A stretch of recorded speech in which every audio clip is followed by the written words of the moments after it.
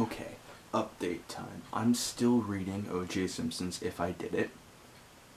I'm like 90% of the way through. I'm mad again. So okay, I'm not actually 90% of the way through. I've been going slow. 85 of 129. He's just gotten to the part where he gets in the Bronco with Charlie. And, up until this point, he's done nothing but complain and belittle Nicole and really just come off as an absolute douche at the best of times. And it's really starting to make me mad. He does nothing but talk about her being a slut, being mean, being angry, being a bad person who does drugs. And all this time he's like, she's the mother of my children though. She's the mother of my children though. Then act like it, dude. Like, in this book, all you're doing is complaining and complaining and insulting her and making fun of her legacy and just painting her in the worst light possible. I'm sick of it. I'm sick of it. This is the most draining a book has been for me since reading, like, I don't know, probably Lord of the Flies. I found that book boring. Mentally draining, like emotionally wise, maybe, I don't know, maybe To Kill a Mockingbird. But that was emotionally draining from the sense that I was so disgusted by society. In this case, it is one man. It is not a society I am disgusted with. It is O.J. Simpson. And that's really starting to get to me, you know? Like, a lot. Okay. For a split second, when I was reading this, not for a split second, for the past 40 pages, I forgot that it was If I Did It. I really thought he was going to lie, you know? I thought he was going to go through and he was going to say, okay, this is my story. No, he's actually just explaining what he did with an if in front of it to avoid legal troubles. I forgot. I was reading the book and I'm like, this is disgusting. But at least he's gonna say how he didn't do anything. But no, I forgot. So that's one of the things with e-readers, right? You don't constantly have that physical reminder. You can just read it and forget what you're reading.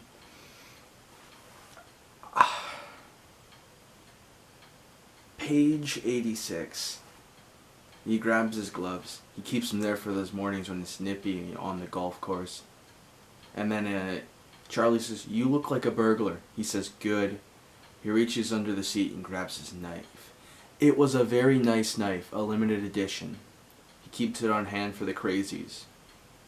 He shows the blade off to Charlie. Oh my god. He's just casually talking about how nice the knife was and the gloves that he was wearing. And that if doesn't mean jack. Alright, it really doesn't. Most of the population says O.J. Simpson's a killer. I've always said O.J. Simpson's a killer. I learned about him in law class. He was an example of one of the worst cases in legal history. And that right there is showing me why. It was proven that he was at fault for the wrongful deaths in a civil suit, I believe it was. Don't quote me on this, I can't remember the exact type of trial. But he was proven to be at fault for the wrongful deaths. He just wasn't charged with murder. But legally, he's the reason they're dead. And in history, he's the reason they're dead.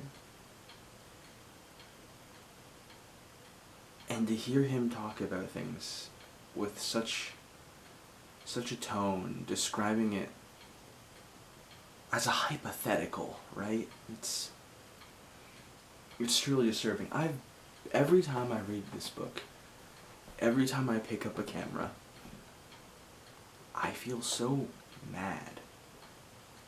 Because he's getting away with it. He got away with it. He's dead now. There's nothing we can do. Reading his book, it feels like a pointless waste of time. Because all it does is make me angry while letting him spread both lies and truth in a hypothetical. So he explains how he kills her and everything. I've been told in the book it's pretty bad, but the things he says about Nicole throughout the first 80 pages of the book, almost none of it's good. Almost none of it's positive. Almost none of it seems fair. So he gets to spend 80 odd pages just piling on to this poor woman. And then he gets to relive it.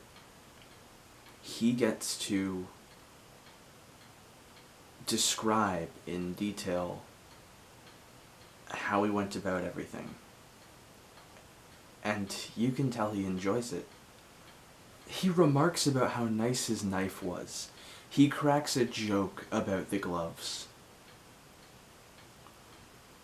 When I finish this book, I'm gonna pick up this camera again. I'm gonna review. I'm gonna give my thoughts and opinions.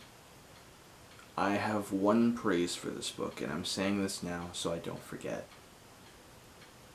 It's well written. It's structured in a way that I can follow. The story itself flows. But it's disgusting. You know, I can't even look that camera in the lens, really, when I say that it's well written.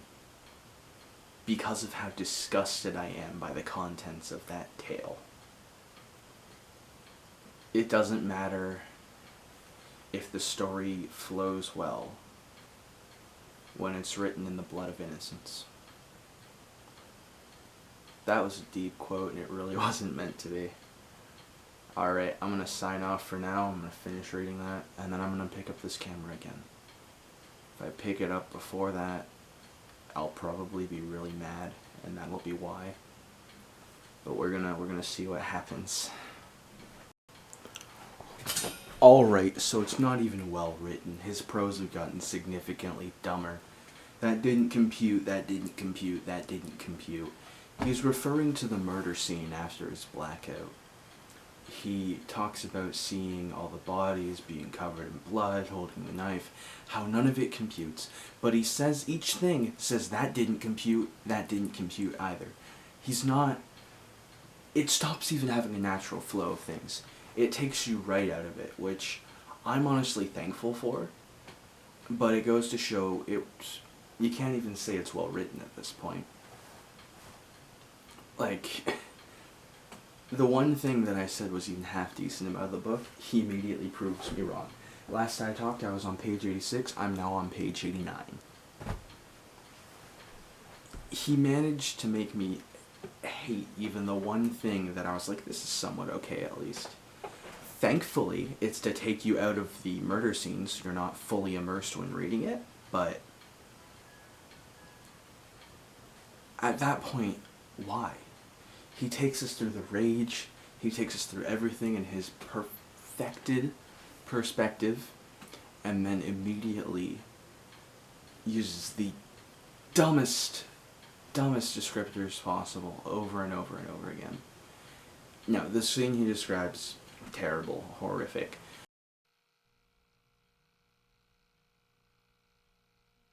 Covered in blood, his chest, his shirt, his hands up to the wrist on one, and then up through his forearm on the other. Absolutely atrocious. He talks about the bodies both being there, covered in so much blood, more blood than he had ever seen. But it's written in such a way that he barely acknowledges it. It's so passive he reveled in the thought of killing Nicole and Ron. But when it comes to the details, he doesn't care. He's just glad he did it. He is just glad that he got away with it more than anything. He killed an innocent woman, an innocent man, and he doesn't care about the details. He's just glad that it happened. You know how I know it? Because it didn't compute with them. Who says that? Hey, why'd you stab that guy to death? Well, it just didn't compute at the time.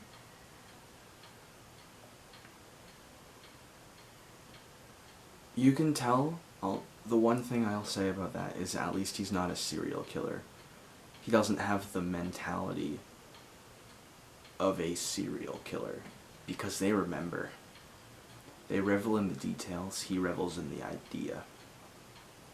Now, I could get proved wrong again. I could pick it up and he could immediately go into more detail. He's already given us enough descriptors to know that he's picturing it vividly. The one thing I'll say for literary skill again is he does the Jaws method. You see more in your mind than what he's describing, but you can tell that he remembers it. You can tell based on positioning descriptions where the blood is. You can tell he understands, but he's bragging about the act, not the scene. Which I don't know how to feel, right? On the one hand, I'm grateful to not be exposed to the actual brutality of it all. But at the same time, I'd almost prefer it to being stuck in my own head and realizing that he's getting off on it still. I say still, as of when he was writing that book. Fortunately, he's dead. Yeah. Okay. I'm gonna get back to finishing this so that we can give a full final thoughts. I'll probably be sitting down for that, just to make it a bit easier on me, my mental state, so I'm not standing here angrily with no fan on so that I can get half decent quality through my dinky little camera. And we're gonna hope. We're gonna hope that I manage to have some composure.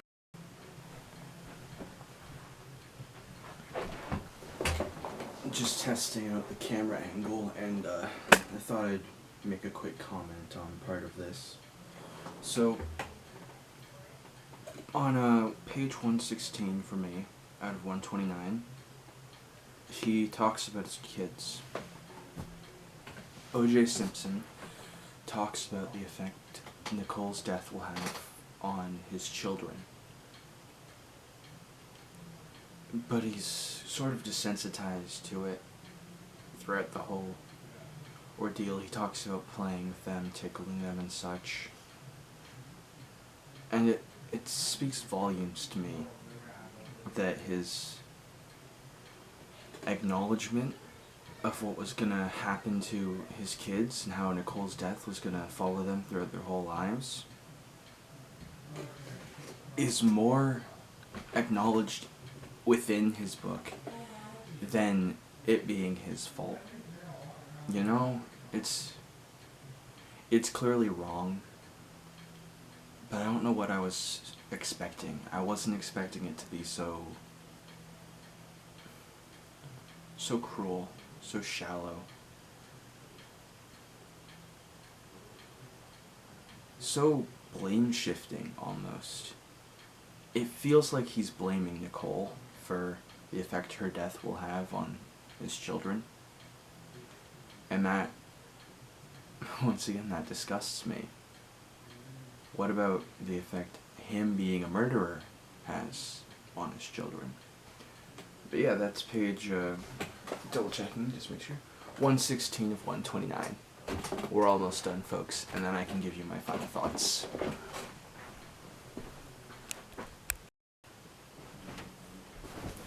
Alright, page 117. O.J. just called a reporter a slut. I'm just mad again. Turned on the TV, it was the same old slut. The reporters were still harping on this idea that Nicole was leaving me and trying to get on with her life, and that I'd been unable to handle it. Well, that is true. At one point, she did leave you and try to get on with her life, and you weren't able to handle it. But that's besides the point. The point is, why are you belittling the reporter? You don't even call her by name. You just insult a reporter for speaking on the facts as she knows them, probably from a teleprompter. You sad and pathetic man. You can't even take the ridicule that you did deserve, which, you know what, fine, not everyone can handle criticism. But then to go and reduce a reporter to being a slut because she's reporting on you?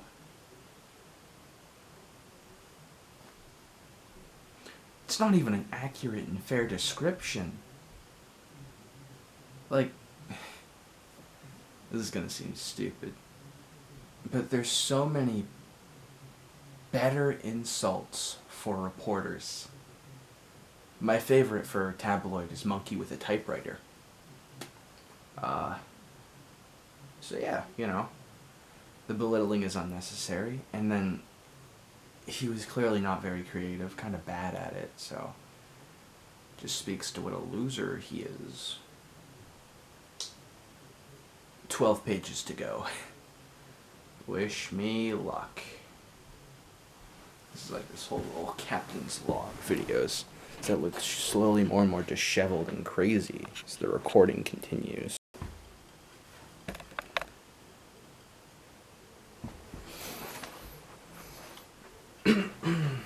Well, folks, I just finished it.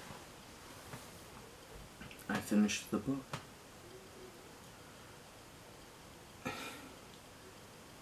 He finishes it, spoilers, I mean, this whole video is spoilers.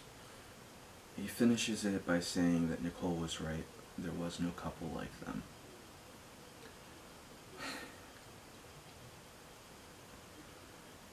The whole last chapter, basically, is just a pity party.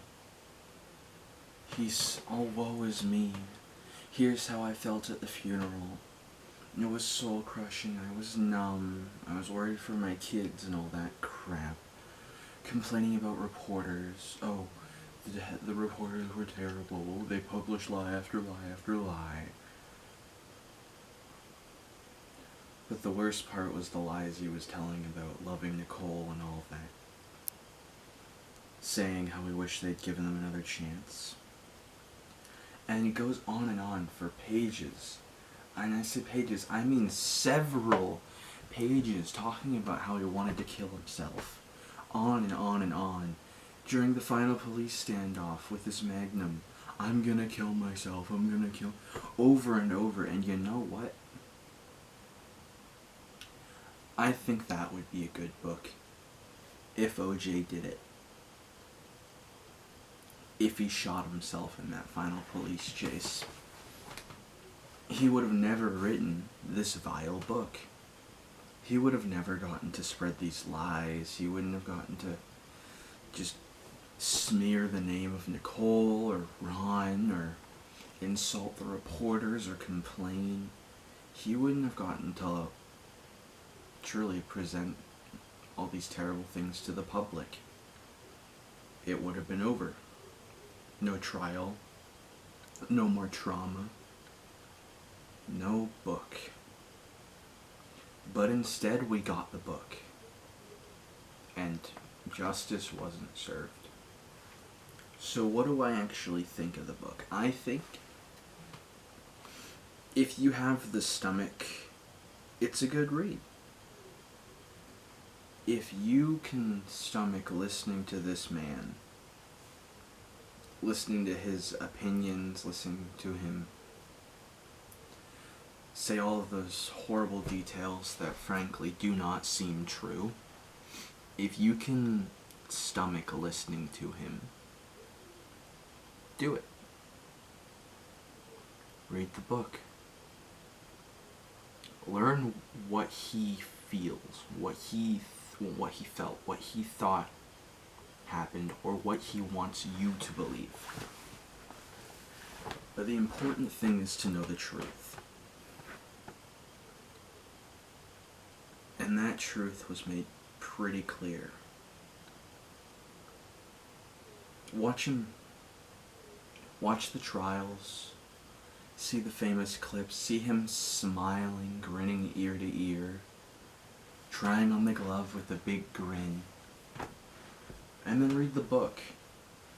Read what he has to say. Come to your own conclusions. That being said, what are mine? He's a monster, or was a monster. He managed to get away with it, and then he managed to lie about it. And then he managed to keep hurting people every year. Even after his death, this book is harmful to his victims, to his victims' families. But I don't think that we'd be better off if it didn't exist, unless he didn't get that chance to be free. If he was just convicted, or he had died in that police chase at the very end, then the book would be unnecessary.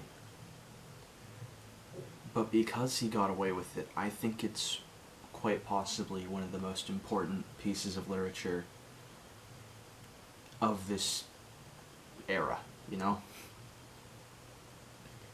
It's not got the cultural significance of Harry Potter or the impact and critiques of To Kill a Mockingbird. This is something different. It's a look into the mind of a horrible killer, right? The overall case is a look into our system and its flaws. But this book,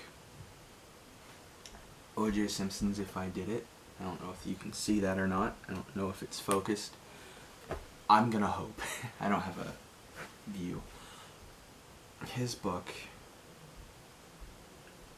it offers us a perspective that most of us are fortunate enough to not experience in our lifetime. I think it's an important read for people that want to understand more.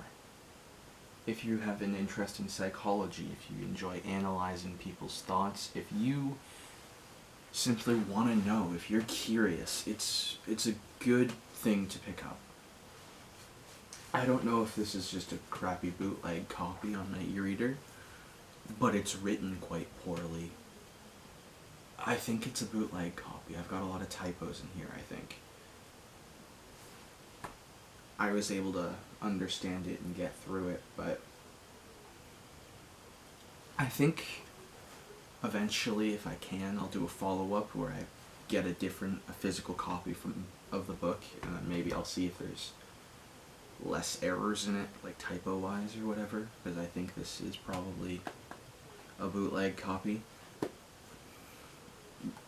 Digital bookstores are whack that way. But, the point is, it's not a read for someone with a weak stomach. It's not a read for someone who is easily upset. It is not a read for someone with a deep personal investment in the story. But if you have an analytical mind, if you're looking at it from an outside perspective, if you just want to get mad, you want to understand, you want to see what he got away with, read it. I think at the end of the day, the world is no worse off with him gone, but his book continues that legacy of hurt. This book may be one of the most harmful pieces of literature in existence. It still actively besmirches and disgraces the names of the victims. It likely actively harms the mental well-being of the families of the victims. And it lets him immortalize himself. He constantly talks about how he's a good man. He was a perfect ex-husband. He tells the story, and it's the story that's most well known. And I think that that needs to change. The story needs to change. I think that this could be the next To Kill a Mockingbird. And I don't mean in literary prowess. I do not mean importance. I do not mean from a developmental standpoint for reading skills, right? Comprehension. But I think it's a valuable look into the structure of a mind like that and the system that allowed it to happen.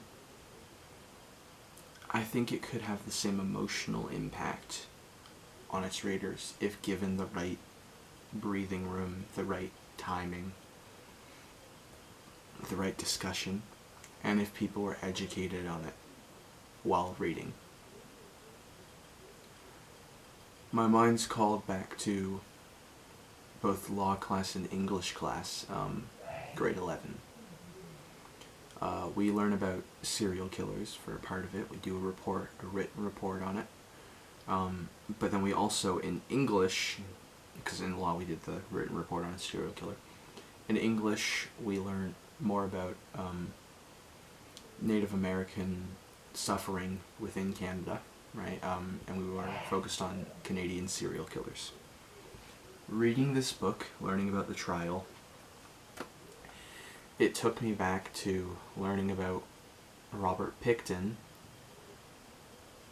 and also learning of the lies that my government was able to keep for so long about residential schools, right? This isn't as bad. This book is not as bad. But it's reminiscent, you know? It will never be at that scale or that importance, but I think it has value. I think, at least from someone who wants to study psychology, it has value to the reader. But it's not because of O.J. Simpson. It's in spite of him. The opportunity to study a mind like that and get more knowledgeable on its functions and how it works, how it perceives information in the world around it. Regardless of what that man did,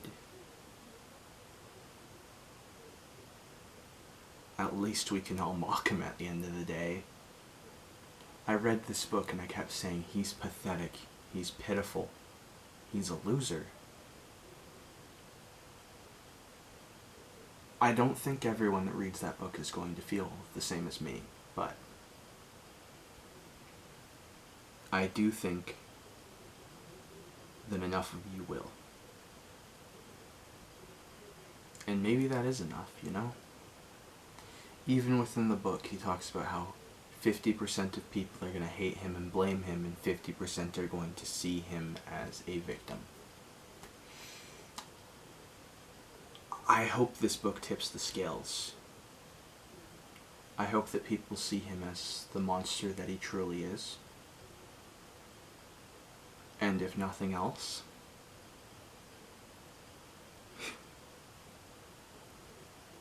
I hope that society, you know, such a stupid word to use. But people, I hope we have learnt a lesson, or lessons, from this man, and how our system failed Nicole and Ron.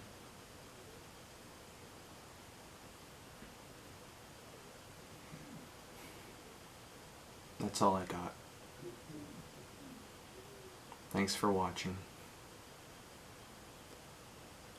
This book was really draining.